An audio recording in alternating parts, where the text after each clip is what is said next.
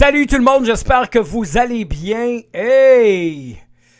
Salut mes amis, soyez les bienvenus à Libre Penseur, le podcast culturel. Je suis votre animateur Jocelyn Legault et je suis très heureux de vous revoir, de vous savoir assidu à ce rendez-vous pour prendre votre dose de culture. Non seulement je le fais par pur plaisir, mais pour être franc, c'est ma façon de passer à travers tout ce qui se passe depuis un an. Ouais, la fameuse pandémie qui ravage tout sur son passage, un peu comme une faucheuse. Bon, je le sais, c'est dark ce que je viens de dire. Mais hey, c'est mon podcast puis je fais ce que je veux. Je rigole là, mais en même temps, vous me faites un grand bien et j'espère que je vous en fais autant avec ce podcast plein de découvertes. Évidemment, vous connaissez mon aventure de ma dent cassée et réparée maintenant, fait que donc ça fait du bien. En tout cas, au moment où je suis supposé de vous parler comme ça, elle est supposée être réparée. Donc on va voir qu'est-ce qui va se passer parce que, bon, ben c'est de même. La vie est surprenante des fois, mais quoi qu'il en soit, tout finit par se régler. Bon, cette semaine encore, j'ai un beau programme que j'espère qu'il va vous ravir avec ce 15e épisode. Donc c'est parti, installez-vous avec votre café.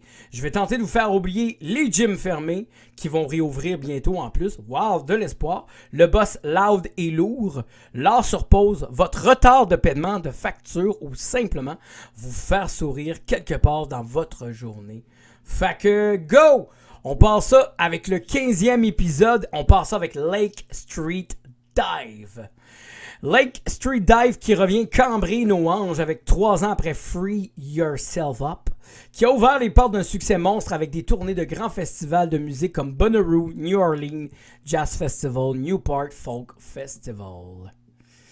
Les musiciens nous offrent maintenant leur 7e album en carrière, Obviously, 11 pièces dans une musique tissée de pop soul étincelante, de rock, d'R&B, de jazz, de P-Funk. Produit par Mike Elizondo, qui a travaillé également avec Fiona Apple, Carrie Underwood, 21 Pilots.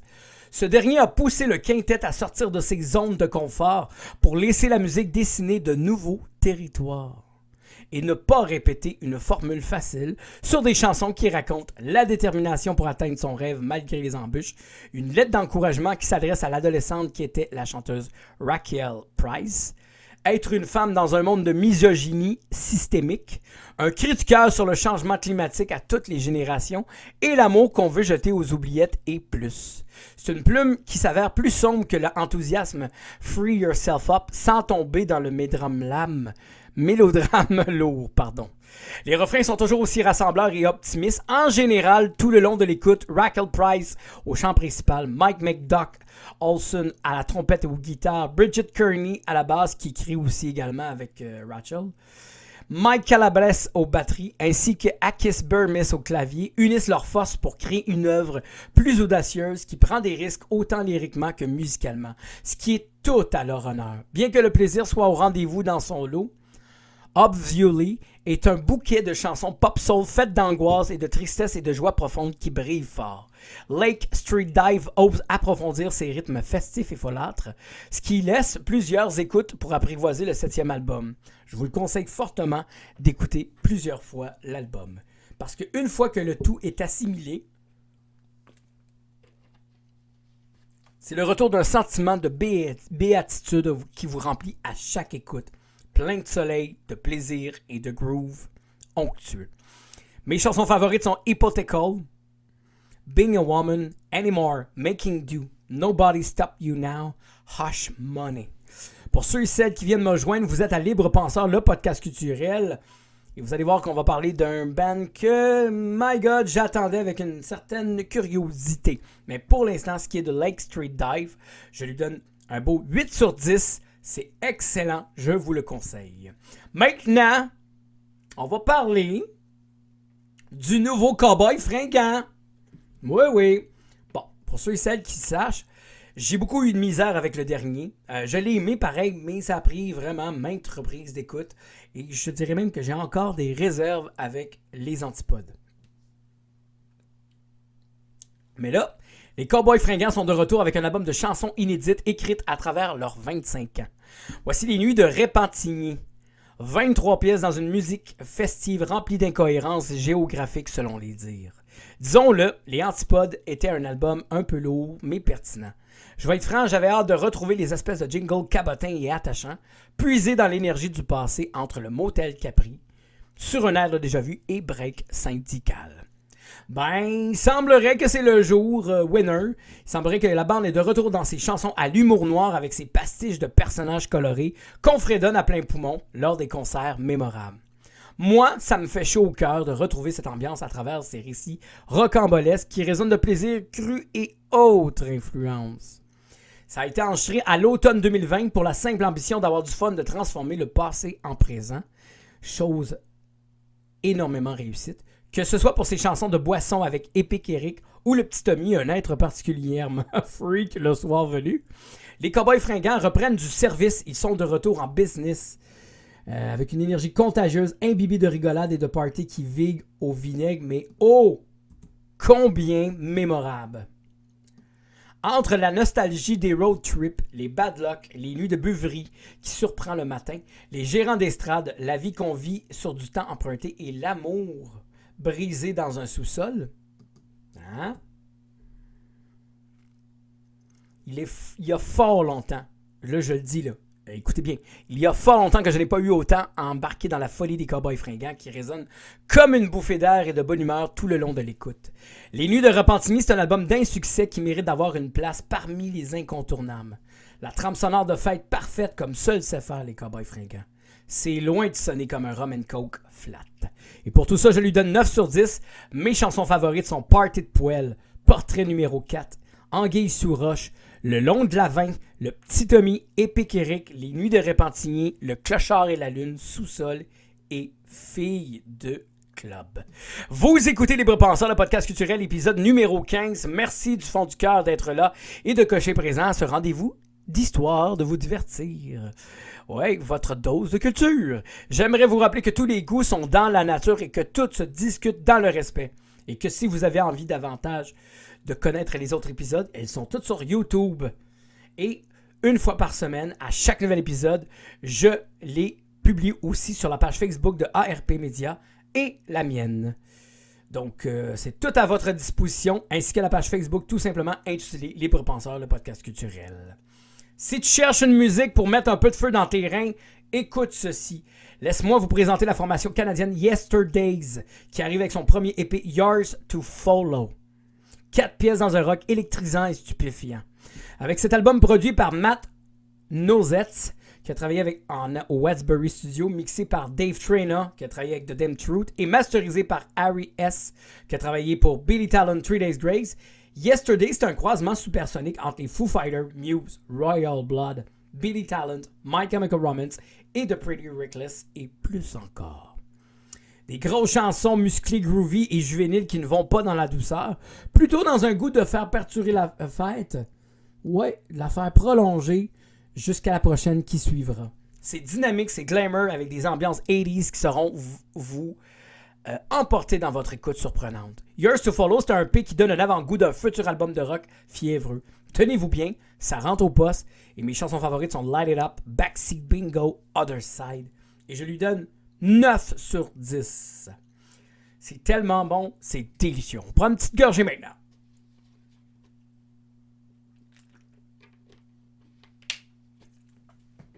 Bon, même si ça fait d'un bail qu'on n'a pas entendu parler, Evanescence is back. On va en parler d'Evanescence là maintenant.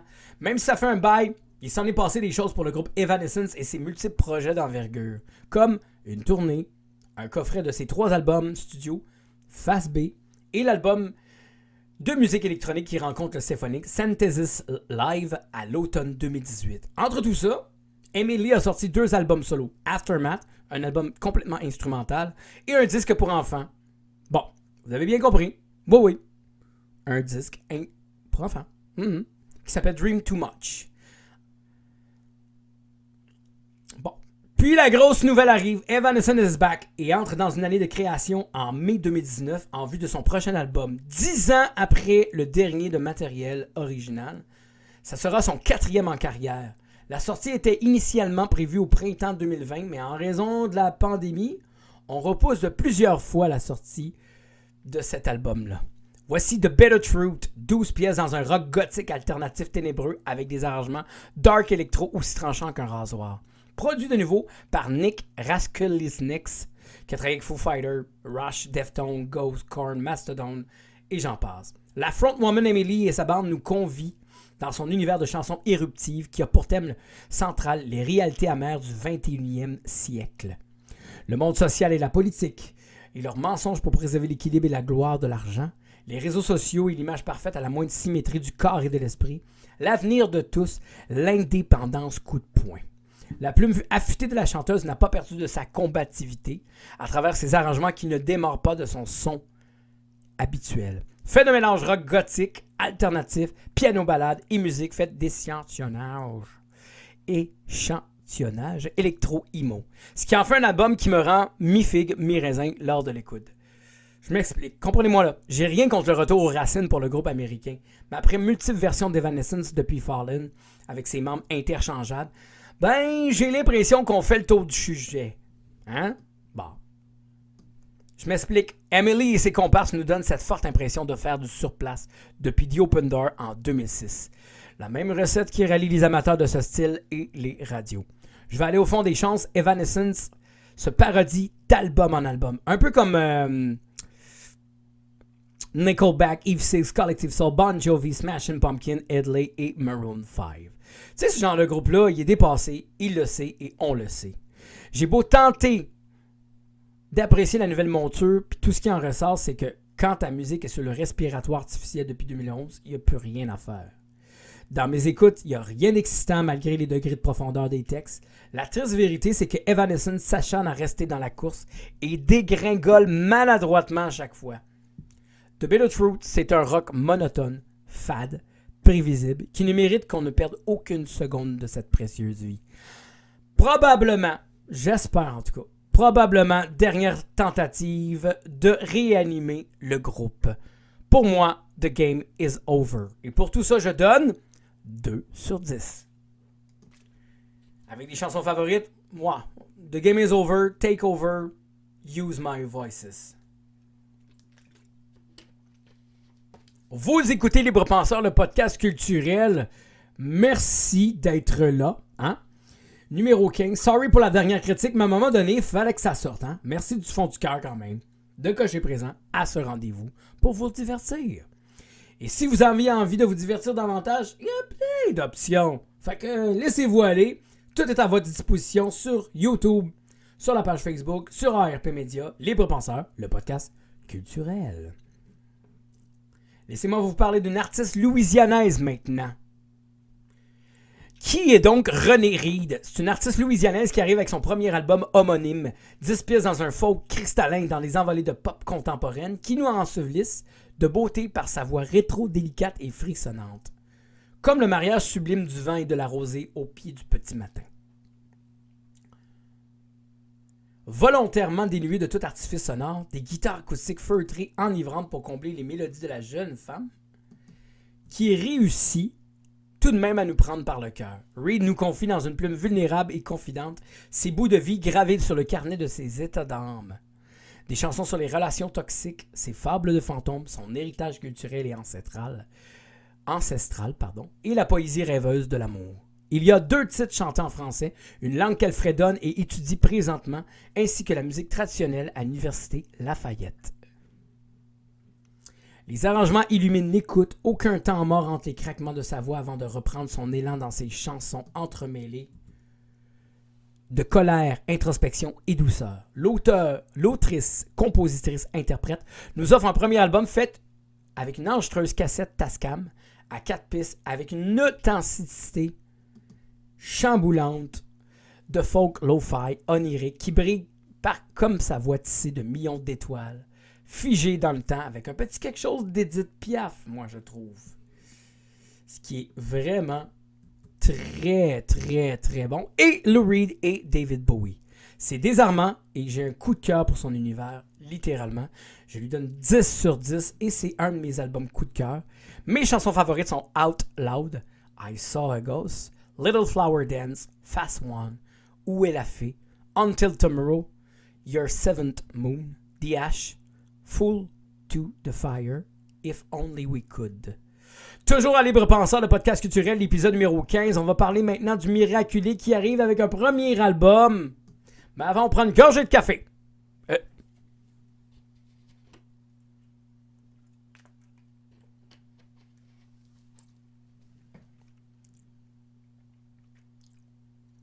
On va vous parler d'un artiste miraculé qui arrive avec un premier album qui s'appelle Tash Neal. Le musicien new-yorkais Tash Neal arrive. Ouais, il y avait tout pour lui. The London Soul pognait beaucoup. Son groupe vivait un succès modeste avec ses 2 albums. Puis un jour au lendemain, sa vie change en virée d'enfer. Il est victime d'un accident de voiture. Il a été happé par un délit de fuite d'un taxi qui le laisse dans un coma, les os brisés, avec une partie de son crâne manquant. Ouais, hein, on appelle ça de la bad luck. Pendant sa longue guérison, il peaufine son jeu de guitare et reprend les hostilités avec un 3e album avec son groupe et part en tournée.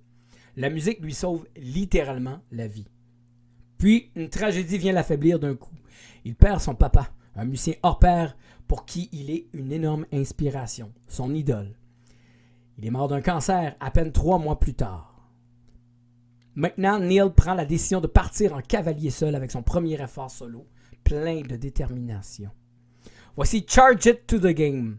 11 pièces dans un mélange de funk, de blues, de soul, de R&B, qui se combine dans un rock complètement psychédélique disjoncté. Tash écrit et réalise avec l'aide du grand Dan Auerbach, chanteur des Black Keys, qui a travaillé également avec des belles réalisations sublimes de Marcus King, Robert Finlay, CeeLo Green et Ray LaMontagne. Il produit son premier album. Presque en solo. Wow!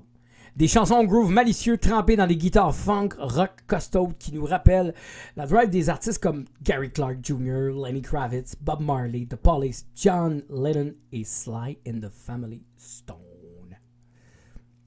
L'auteur, compositeur, interprète ne lésine pas dans la véracité de ses textes qui racontent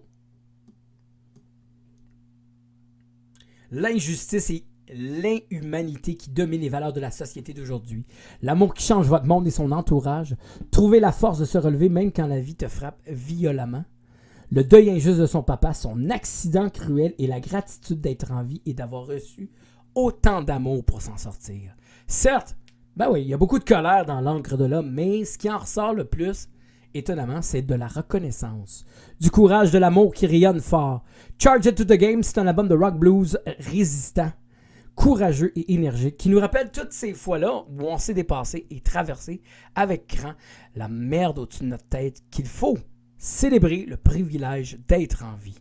Ce qui est visiblement important pour Neal, après tout ce qu'il a vécu, on le ressent dans chacun de ses refrains de cet album d'une rage de vivre inébranlable. Et pour tout ça, je donne 10 sur 10. Un autre album coup de cœur, mes chansons favorites sont Something Ain't Right, Like a Glove, Boomerang, All I See Is Blood, Charge It to the Game, Catching Up, Fighting Your Ways et Bye Bye Bone. C'est tellement bon, c'est excellent, je vous le conseille vraiment beaucoup. On a beaucoup de belles trouvailles de ce temps-ci, hein? Toujours sur Libre Penseur, le podcast culturel. Je vous le dis, je suis très content de partager avec vous ces belles trouvailles-là. Et on va essayer de finir ça en beauté avec un album que moi j'avais découvert avec l'album Village il y a exactement presque 3 ans. D'ailleurs, je l'ai vu en spectacle au Corona. Je vous parle évidemment de cet artiste-là que vous connaissez de plus en plus, Jacob Banks. Voici For My Friend, 8 pièces de soul pop produites dans sa demeure londonienne, avec l'aide de ses collaborateurs habituels Silkay, Jacob, Sam the Junk, Spencer Stewart et Jonna Christian. Banks offre le prolongement de son premier album acclamé par la critique Village en 2018. Des chansons qui racontent le deuil, la perte de la foi, l'amour dévoué et le combat de tous les jours pour préserver sa fierté de ses racines et le racisme systématique et l'amitié puissante et inspirante. L'homme à la voix de baryton incroyablement riche et hypnotisante livre un EP empreinte dans l'émotion et l'authenticité.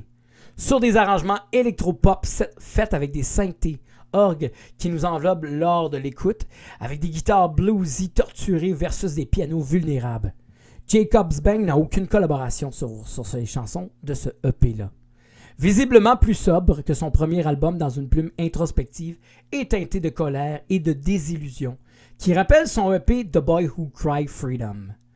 Malgré sa courte durée, on plonge dans l'univers tête première de Banks. Vivement un second album complet pour nous mettre en haleine.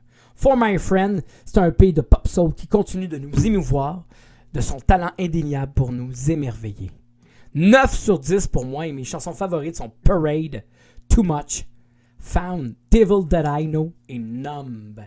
Voilà, c'est terminé pour moi. Merci d'avoir été là. J'apprécie énormément. N'oubliez pas qu'il y a évidemment la playlist sur Spotify pour vous, les artistes que je parle. Évidemment, il y a la page aussi ARP. À chaque semaine, l'épisode va être publié, la nouvelle épisode avec les détails. Et il y a évidemment la plateforme YouTube pour entendre tous les autres épisodes précédents ainsi que les nouvelles. Merci d'être là. On se revoit très bientôt. Merci d'avoir été à Libre Penseur, le podcast culturel, épisode numéro 15. Et je vous dis de ma belle voix, à bientôt!